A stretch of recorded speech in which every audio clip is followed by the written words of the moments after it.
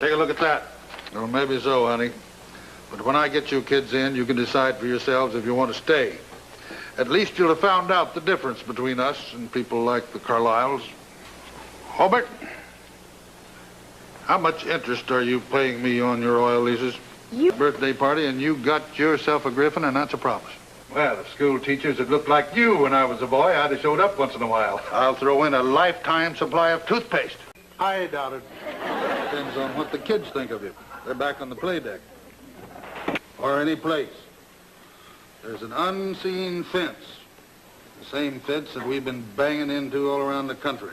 No, we're going to bust through. I don't care as long as there's a fence there, we're going to bust through it. I guess we lost it. Operation Singe and Quincy. Singe and Quincy.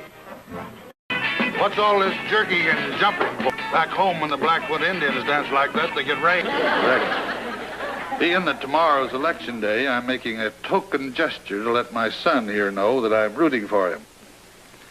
Each one of these packages here contains $100, and there are 278 of them. One for every kid in school. To give them as a present in exchange for their promise to this afternoon at the gala party. It was an attempt to make kids vote for you out of gratitude. Not me. Well, I'm amazed.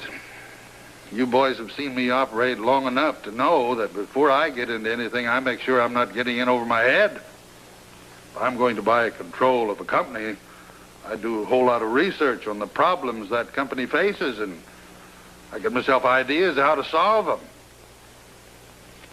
In other words, I make sure I'm qualified to lead. Are you qualified to lead? Have you been in school long enough to know what the problems are?